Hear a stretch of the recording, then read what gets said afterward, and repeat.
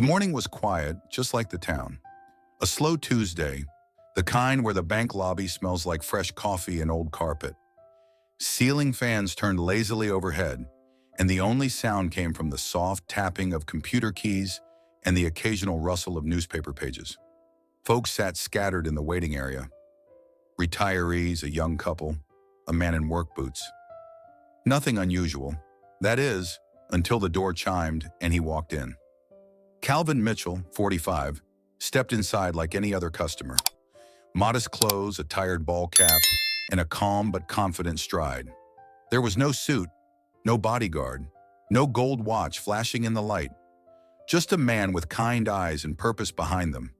If you didn't know better, you'd think he was here to cash a paycheck, or maybe ask about refinancing a truck loan. But that wasn't why he came. He approached the counter and spoke softly. "I'd like to withdraw $10,000, please."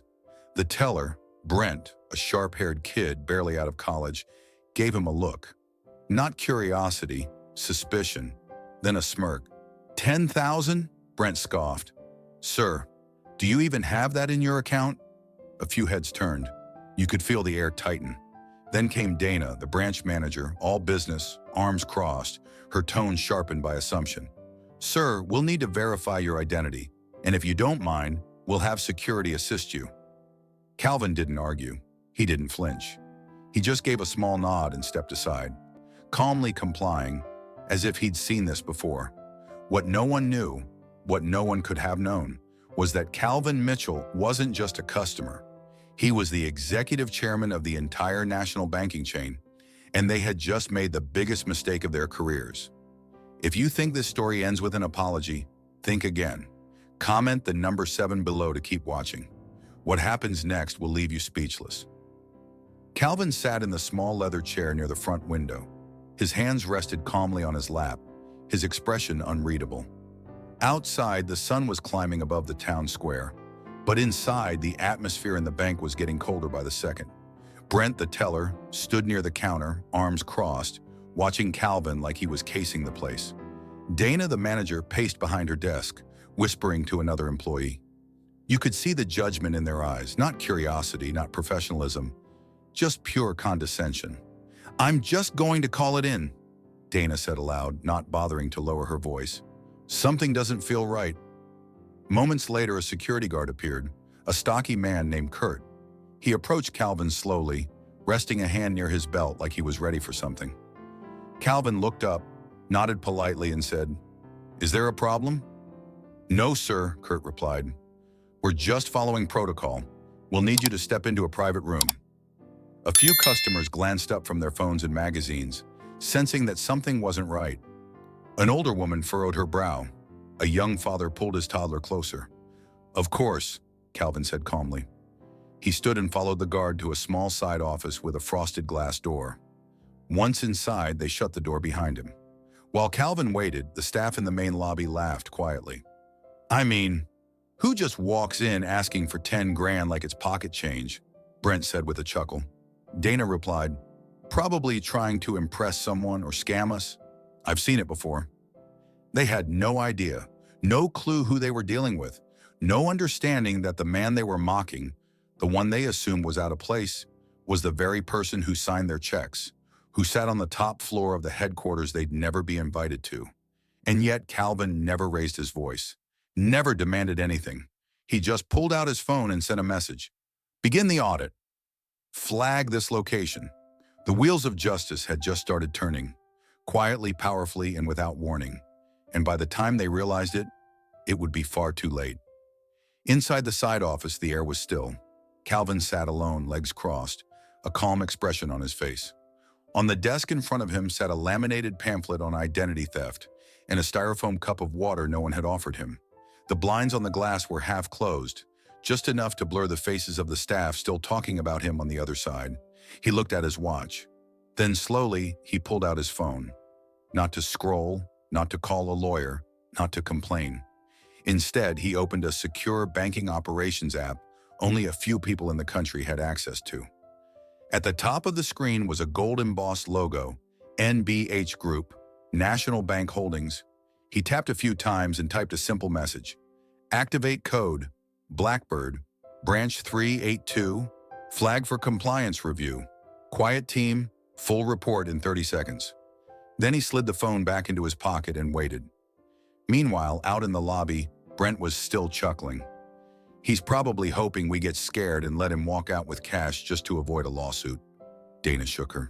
But more shocking than the money was the security restriction stamped across the screen in bold red.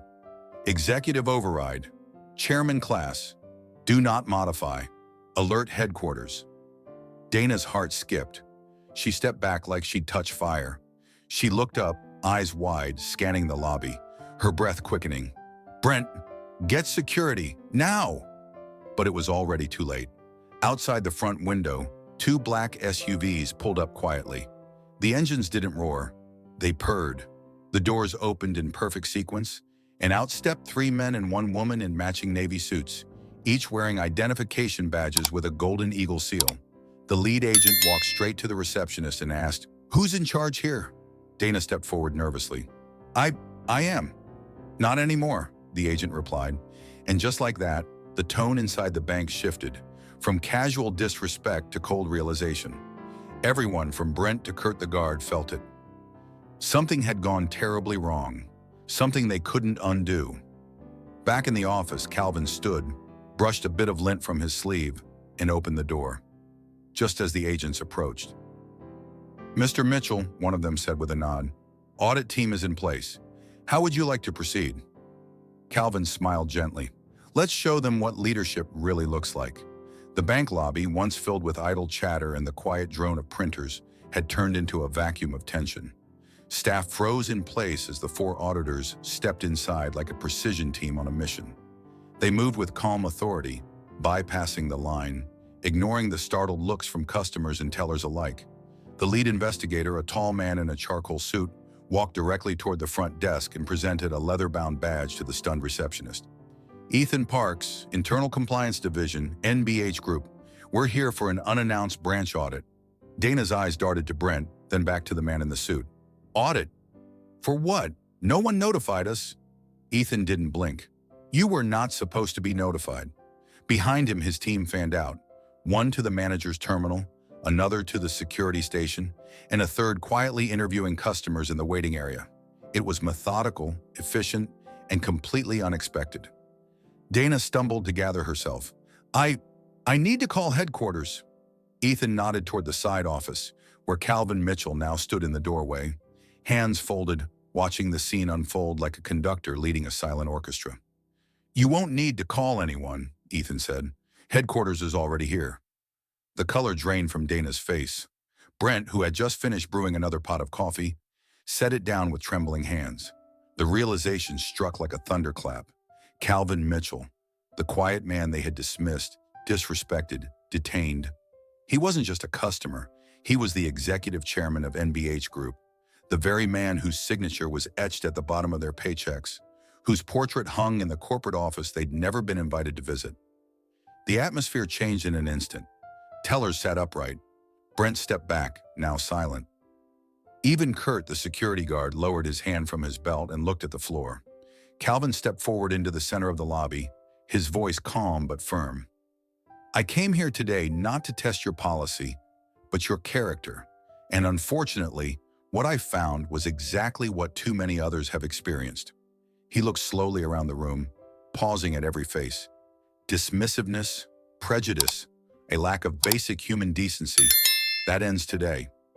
No one dared interrupt. For the first time, Dana seemed speechless. Brent looked ready to vanish. And the customers? They were riveted. Some had pulled out phones. Others simply sat in stunned silence, watching a masterclass in justice unfold. "This isn't about me," Calvin said. "This is about what happens when people stop being seen and start being judged." The bomb had dropped, and the aftershocks were just beginning. The lobby had fallen into a heavy silence, pierced only by the clicking of keys and the shuffling of papers. The audit team worked swiftly, collecting data from the branch's internal systems, reviewing surveillance footage, and pulling customer service logs from the past 6 months. No one dared to breathe too loudly. The same staff who laughed and whispered earlier now sat stone still, their confidence replaced by a rising sense of dread. Dana tried to stay composed, but her voice cracked when she asked, "What exactly are you looking for?" Ethan, the lead auditor, responded without looking up. Patterns, gaps in service, instances of discrimination, misconduct, and violations of company policy. As if on cue, the second auditor, a young woman named Rachel, turned her screen toward Ethan. "We've got at least 14 customer complaints that were never escalated. 10 of them linked to Brent and filed under resolved without follow-up." Calvin stood near the reception desk now, watching everything unfold with the quiet authority of someone who had seen this before, too many times. "Why weren't these reports escalated, Dana?" he asked. Dana stammered, I thought they were exaggerated." "People complain all the time." Calvin didn't raise his voice. He didn't need to. "No, they were ignored, just like I was." One by one, the audit team pulled pieces together. Video showed Brent laughing behind the desk while turning customers away. Voice recordings caught Dana speaking dismissively about people who don't look like they belong. Emails revealed jokes passed between staff that had no place in a professional setting. The investigation was no longer quiet. It was visible. Customers in the lobby watched, some whispering in disbelief. One elderly man clapped softly. A young woman nodded, eyes wide, finally understanding what she had just witnessed. Justice wasn't coming. It had arrived. If you're loving this story, drop a 7 in the comments. If it's not for you, go ahead and type 0. Either way, we want to hear your thoughts and what you'd do in Calvin's shoes. All eyes were on him now. Calvin Mitchell stood at the center of the lobby, not with anger, not with vengeance, but with the calm gravity of a man who'd seen enough. His presence filled the room, not because he raised his voice, but because he didn't have to. The audit team had laid everything bare: deleted complaints, video footage of mocking behavior, evidence of profiling, and a pattern of customer mistreatment that stretched back months. There were no more excuses to hide behind, no more policies to shield incompetence. Calvin turned to Brent, the young teller who had laughed at him just an hour earlier. "You judge me based on my skin, my clothes, and your assumptions. Not on my account, not on my history, and certainly not on my worth." Brent opened his mouth, but no words came out. Calvin didn't wait for an apology. "You're being terminated, effective immediately. You'll be escorted off the property by security. You are no longer an employee of this institution." The bank's security guard, who earlier had followed Calvin suspiciously, now nodded solemnly and approached Brent. Without resistance, Brent gathered his things, face flushed, and walked out the front doors, watched by every customer he had once dismissed. Then Calvin turned to Dana, the branch manager. "You enabled this behavior. You silenced complaints. You defended misconduct. You treated policy like a shield to hide behind instead of a guide to serve with." Dana shook her head slowly. "Mr. Mitchell, please. I've worked here for 16 years. "Then you knew better," he interrupted gently but firmly. "And for that, you're also terminated." Her knees weakened, but she said nothing. A security officer escorted her out quietly. Then Calvin addressed the remaining staff, and the customers still seated, watching in stunned silence. "To our clients, if you were mistreated by this branch, we owe you more than an apology. You will be reimbursed, your fees reversed, and your voices heard. Not because we're doing damage control, but because it's what we should have done from the beginning." He paused, then added, "I built this company on the belief that every person deserves dignity, that no matter who you are, your age, your background, your appearance, you walk into our branches as an equal." The room erupted into applause. Some stood. One man wiped away a tear. A grandmother clasped her purse and whispered, "It's about time." Calvin took a breath. This wasn't about revenge. This was about restoring trust and holding the powerful accountable when they forget who they serve. "This branch will remain open," he said at last, "but it will no longer operate under the same mindset. Change starts now, and it starts here." And with that, the reckoning was complete. But the story wasn't over yet.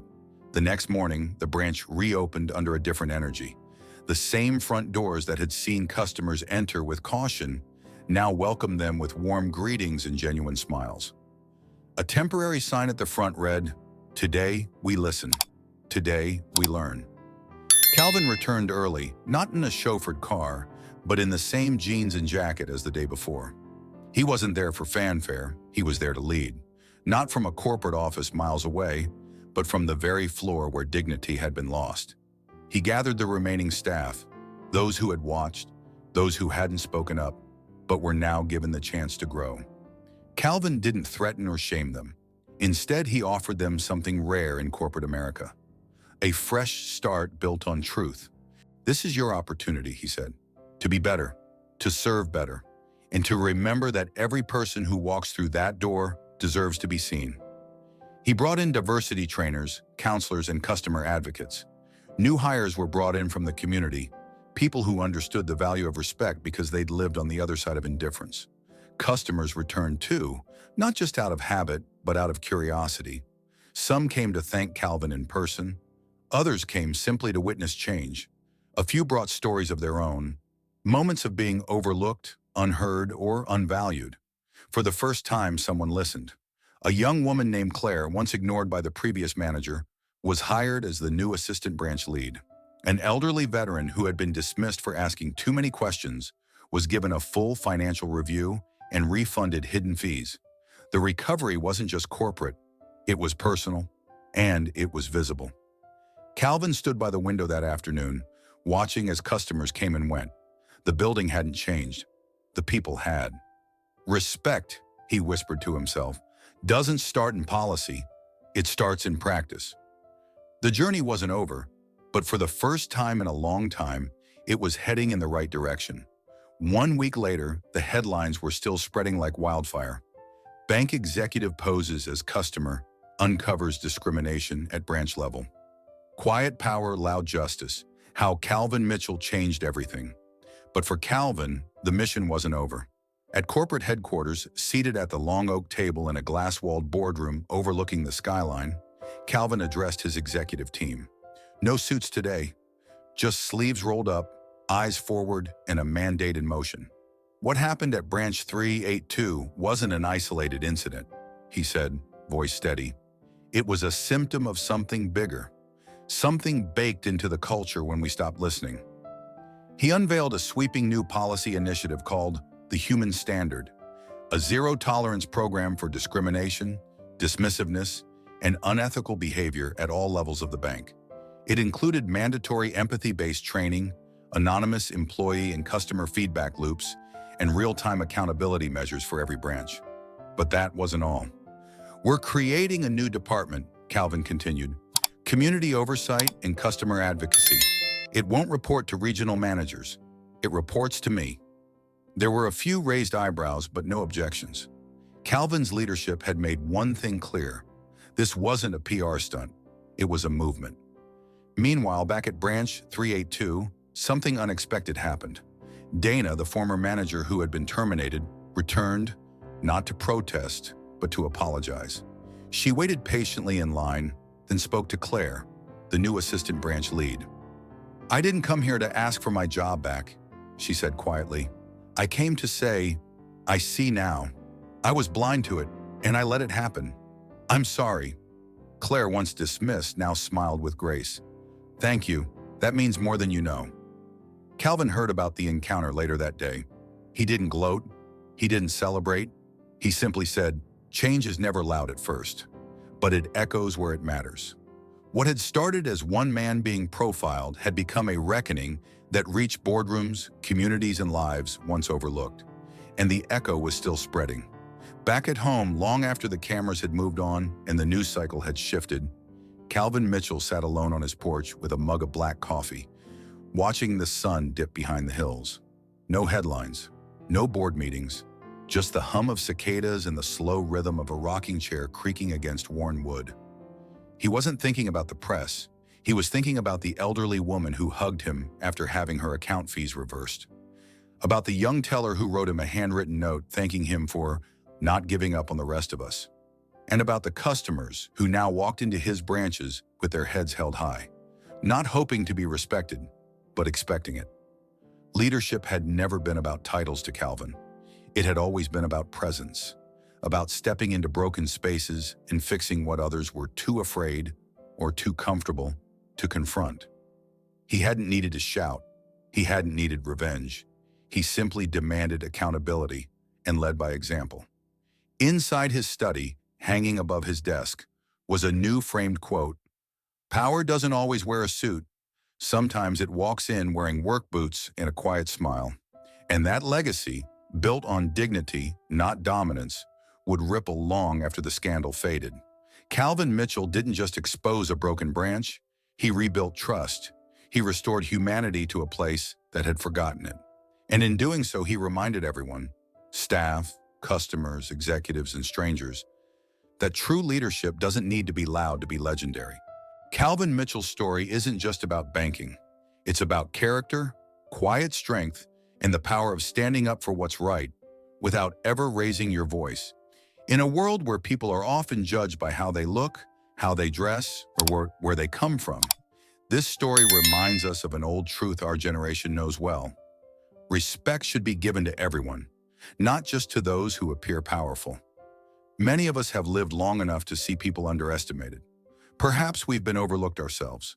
But Calvin teaches us that dignity doesn't require a spotlight. It only requires courage. Instead of lashing out, he led with calm conviction. Instead of humiliating others, he held them accountable with grace. He didn't just expose injustice, he corrected it, and more importantly, he laid the foundation for lasting change. There's something especially meaningful here for older Americans. We've seen the world evolve, and sometimes we wonder if people have forgotten the value of humility, integrity, and earned respect. But Calvin's example shows that even today, those values still carry weight. Wisdom, patience, and firm leadership still matter. They may not always make headlines, but they change lives and hearts.